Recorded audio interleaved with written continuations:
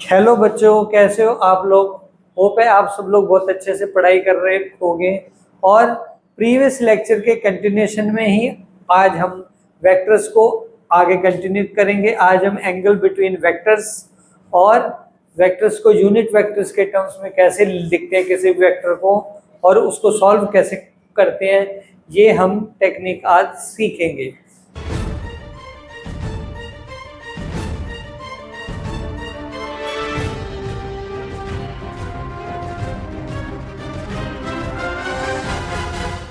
तो मान लो कि दो वेक्टर्स हैं, कोई भी है, ये वेक्टर ए है, ए वेक्टर, और ये वेक्टर है बी।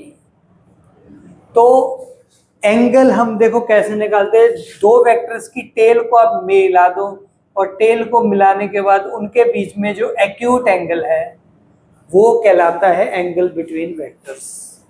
जॉइन, तो सबसे पहला स्टेप है join the two vectors with their tails and an acute angle between them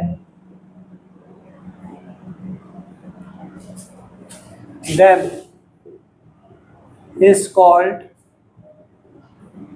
angle between vectors।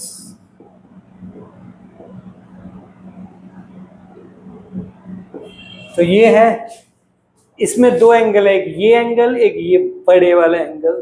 तो जो छोटा एंगल है, एक्यूट एंगल है 90 डिग्री से जो कम रहेगा, उसको हम एंगल बिटवीन द वेक्टर्स लेंगे। अब मान लो ये तो एक सिंपल सा केस था। अब कभी कभी वेक्टर ऐसे भी दिए होते हैं, एक वेक्टर ये है और एक वेक्टर ये है, ऐसे भी दिया रहेगा। तब इसमें एंगल बिटवीन वेक्टर्स क्या रहेगा। मान लो ये ए वेक्टर है और ये बी वेक्टर है, तो इसमें एंगल क्या रहेगा। अब इसमें ये एंगल नहीं रहेगा बच्चों। ये वेक्टर की, हम दोनों वेक्टर्स की टेल्स को मिलाएंगे, तो इस वेक्टर को खिसका के मैं यहाँ लेके आऊंगा। तो एक वेक्टर आपका ये ए एज इट इज है, बी वेक्टर को मैं खिसका के यहाँ लेके आऊंगा, तो ए वेक्टर एंड बी वेक्टर, तो इन दोनों के बीच का ये एंगल, ये निकलेगा एंगल बिटवीन वेक्टर्स। तो क्योंकि हम किसी भी वेक्टर को बिना डायरेक्शन चेंज किए प्लेन के ऊपर कहीं भी लेके जा सकते हैं। इस वेक्टर को हम खिसका के यहाँ लाएंगे, दोनों की टेल को जोड़ेंगे, तो एंगल उसके बीच में जो एक्यूट एंगल है वो एंगल बिटवीन वेक्टर्स होता है। तो ये आप ध्यान रखिए, कभी भी आप ये वाला एंगल थीटा ये रॉन्ग है। ओके, दो वेक्टर्स के बीच में ये भी एंगल है लेकिन ये रॉन्ग है, दोनों टेल्स जुड़ी हुई रहनी चाहिए, ये ध्यान रखिए आप। अच्छा, तो ये तो ऐसे आप एंगल बिटवीन वेक्टर्स निकाल लोगे। अच्छा, अब दो वेक्टर्स को हम लोग ए और बी वेक्टर्स हैं, उन वेक्टर्स को हम यूनिट वेक्टर के टर्म्स में कैसे लिखेंगे, ये मैं आपको अभी सिखाऊंगा। तो यूनिट वेक्टर्स के टर्म्स में हम उसको कैसे लिखेंगे।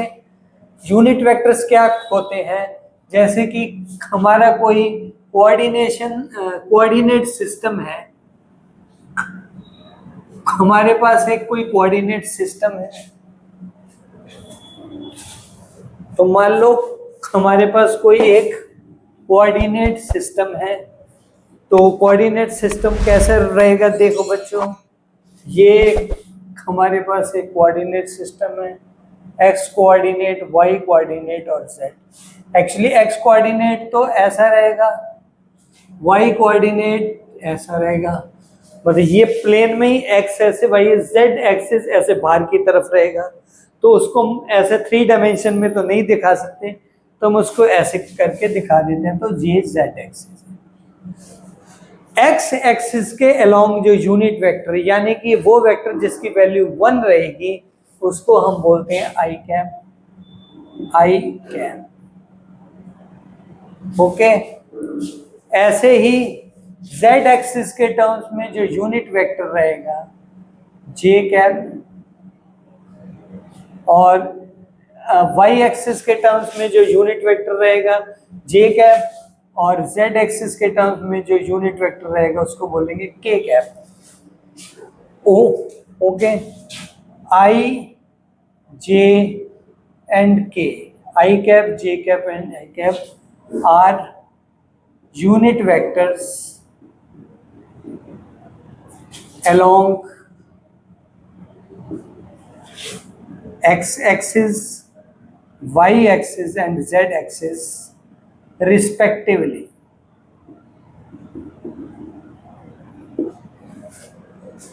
तो मान लो 3 डायमेंशनल स्पेस में मेरे पास कोई एक पॉइंट है P।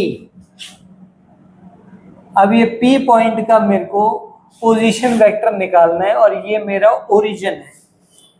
तो पोजीशन वेक्टर हम ओरिजिन की रिस्पेक्ट में कैसे निकालेंगे? तो ये कोई P पॉइंट है, तो ये P पॉइंट अभी इसमें तो यहाँ दिखाई दे रहा है, मान लो ये P पॉइंट यहाँ है कहीं बाहर, तो इसके पास x एक्सिस भी है, y एक्सिस भी है और z एक्सिस भी है। तो इसके कोऑर्डिनेट्स मान लो x1, y1 और z1 है, ये इसके कोऑर्डिनेट्स हैं। तो हम इसका पोजीशन वेक्टर OP, ये क्या है R, तो इसको हम कैसे लिखेंगे? इसको हम कैसे लिखते हैं बच्चों? देखो बहुत सिंपल है, पोजीशन वेक्टर, क्योंकि पोजीशन वेक्टर किसी की रिस्पेक्ट में होता है तो यहाँ हम पोजीशन वेक्टर ओरिजिन की रिस्पेक्ट में लेंगे। तो इसके कोऑर्डिनेट 0 0 0, इसके कोऑर्डिनेट क्या हो जाएंगे 0 0 0। ओके, तो position vector of point P is given by, कैसे देंगे? सिंपल, x1 ये डिस्टेंस r है, इसको हम r वेक्टर लिखेंगे। तो क्या लिखेंगे? x1 माइनस 0, x1 माइनस 0 और i कैप, यानी कि इसका जो x कोऑर्डिनेट है, इसका जो x कोऑर्डिनेट है उसको हम i कैप से मल्टीप्लाई कर देंगे क्योंकि वो यूनिट वेक्टर है। तो इस पर जब हम, ये क्या है हमारा, ये हमारा x1 पॉइंट, ये क्या है हमारा, ये हमारा z1 पॉइंट, और इसी पर यहाँ से यहाँ पे कोई परपेंडिकुलर डालेंगे, मान लो यहाँ पे कोई पॉइंट है तो z एक्सिस से जो होएगा ये हमारा हो जाएगा z1। ओके, तो x1 minus 0 i plus y1 minus 0 j cap plus z1 minus 0 k cap. तो ये हमारा हो गया unit vector. Position vector r cap is equal to x1 i plus y1 j और प्लस z1 k। ओके, तो ये हमारा हो गया, कोई किसी भी पोजीशन वेक्टर को हम वेक्टर फॉर्म में ऐसे लिखेंगे। अब मेरे को इसकी वैल्यू चाहिए, magnitude. The magnitude of r क्या हो जाएगा? Under root x1 square plus y1 square plus z1 square. Okay, तो ये इसका मैग्नीट्यूड हो गया और ये वेक्टर हो गया। ये क्या हो गया हमारा? Vector form. और ये क्या हो गया बच्चों? ये हो गया हमारा मैग्नीट्यूड। ये क्या है? मैग्नीट्यूड। मैग्नीट्यूड और value of r vector. Okay, और ये क्या है? Vector form, position vector, position vector are in vector form. अगर मान लो 0 0 की जगह कोई और पॉइंट हो तो हम कैसे निकालेंगे पोजीशन वेक्टर? सिंपल है, मान लो कि 0 0 की जगह कोई और पॉइंट है, तो ये x एक्सिस, ये y एक्सिस, ये z एक्सिस, और यहाँ पे कोई एक पॉइंट A है और एक पॉइंट B है। पी क्यू मान लो, पी क्यू पॉइंट है, इसका पोजीशन वेक्टर ओरिजिन की रिस्पेक्ट में r1 है, इसका पोजीशन वेक्टर इसकी रिस्पेक्ट में r2 है। तो पी क्यू वेक्टर क्या हो जाएगा बच्चों? पी क्यू वेक्टर, तो ये वेक्टर क्या है? पी क्यू, और इसको हम आर लिख सकते हैं, क्या लिख सकते हैं? और आर वेक्टर। तो आर वेक्टर क्या हो जाएगा? देखो, वेक्टर का एडिशन हम लोग, मैं भी आपको आगे बताऊंगा, ऑर्डर फॉर्म में लेते हैं। यहां से स्टार्ट किया ऐसे और फिर ऐसे, तो अपोजिट ऑर्डर में दोनों को जोड़ दो तो वो इसका वेक्टर एडिशन हो जाता है। तो इसी तरीके से R1 वेक्टर, क्योंकि सेम ऑर्डर में है, R vector is equals to R2 vector हो जाएगा। This vector plus this vector in order form is equals to this vector. तो R वेक्टर क्या हो जाएगा हमारा? R2 minus R1। तो मान लो P के कोऑर्डिनेट्स x1, y1, z1 है और Q के कोऑर्डिनेट्स x2, y2, z2 है। तो पी क्यू डिस्टेंस क्या हो जाएगी? x1 minus x2, simple. तो इसका हम पोजीशन वेक्टर r, इस केस में क्या रहेगा?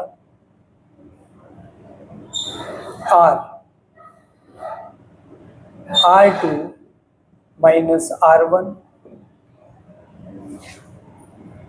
R क्या हो जाएगा? x2i plus y2j plus z2k, इसको वेक्टर फॉर्म में लिख लिया, minus x1i plus y1j plus z1k, इस फॉर्म में लिख लिया। आई वाले एक साथ लिख दिए, x2 minus x1 i plus y2 minus y1 j cap plus z2 minus z1 k cap. ये एक हो गया हमारा r वेक्टर फॉर्म में, सिंपल। ओके, और इसका हम मैग्नीट्यूड निकालना है, तो मैग्नीट्यूड क्या रहेगा इसका? Under root x2 minus x1 का whole square plus y2 minus y1 का whole square plus z2 minus z1 का होल स्क्वायर। Okay, simple. तो ये पोजीशन वेक्टर के फॉर्म में कोई भी किसी भी वेक्टर को हमको कैलकुलेट करना है तो निकाल सकते हैं। तो होप है आप लोग को ये समझ आया रहेगा बच्चों। तो ये वाला आपका जो है ये वेक्टर फॉर्म है, ये क्या है? ये है आपकी वेक्टर फॉर्म, और नीचे क्या है इसका? मैग्नीट्यूड, और ये है आपका मैग्नीट्यूड। तो इसी का हम लोग, ये एक जनरल केस है, इसमें x1 की जगह आप 0 रख दो तो ये वाला फॉर्म बन जाएगा। तो अगर मान लो मेरा रेफरेंस पॉइंट 0 ना लेके मैं कोई और लेता हूं, तो आप ऐसे वेक्टर्स के सम को आप सॉल्व कर सकते हो। अब देखो, एंगल बिटवीन टू वेक्टर्स हम कैसे निकालेंगे? एंगल, तो एंगल के लिए पहले हमको क्या है उसका, आपको मैं मल्टीप्लिकेशन ऑफ वेक्टर्स बताऊंगा, या एंगल के लिए हम एडिशन और सब्ट्रैक्शन ऑफ वेक्टर्स भी करेंगे। तो अभी हम इसके बाद, ये आपको मैंने वेक्टर्स का एक बेसिक आइडिया दिया कि पोजीशन वेक्टर आप कैसे निकाल सकते हो। अब इसके बाद हम करेंगे एडिशन दो वेक्टर्स का एडिशन या सब्ट्रैक्शन हम कैसे कर सकते हैं, क्योंकि एडिशन ऑफ वेक्टर्स वही कहलाएंगे जो एडिशन ऑफ वेक्टर के लॉ को फॉलो करेंगे, अदरवाइज वो वेक्टर नहीं कहलाया जाएगा। जो एल्जेब्रिक मेथड से कोई भी चीज अगर ऐड हो रही है तो वेक्टर्स नहीं कहलाएगी। वेक्टर का एडिशन, उसके कुछ लॉज रहते हैं, रूल्स रहते हैं, उसको अगर कोई फॉलो कर रहा है तो वही वेक्टर, वही क्वांटिटी वेक्टर क्वांटिटी कहलाती है। जैसे कि इसका एक बहुत अच्छा एग्जांपल है इलेक्ट्रिक करंट। इलेक्ट्रिक करंट के पास मैग्नीट्यूड भी है और डायरेक्शन भी है, लेकिन वो वेक्टर क्वांटिटी नहीं है, क्योंकि उसको हम किरचॉफ का जो फर्स्ट लॉ है उसमें हम करंट को किसी भी सर्किट में एल्जेब्रिकली ऐड करते हैं, वेक्टोरियली ऐड नहीं करते, इसलिए वो वेक्टर क्वांटिटी नहीं है। बावजूद इसके कि उसके पास डायरेक्शन भी है, मैग्नीट्यूड भी है, but it does not follow vector algebra, hence it is not a vector quantity. Okay, so this should be very clear. Those quantity which follows the rules of vector algebra are called vector quantities.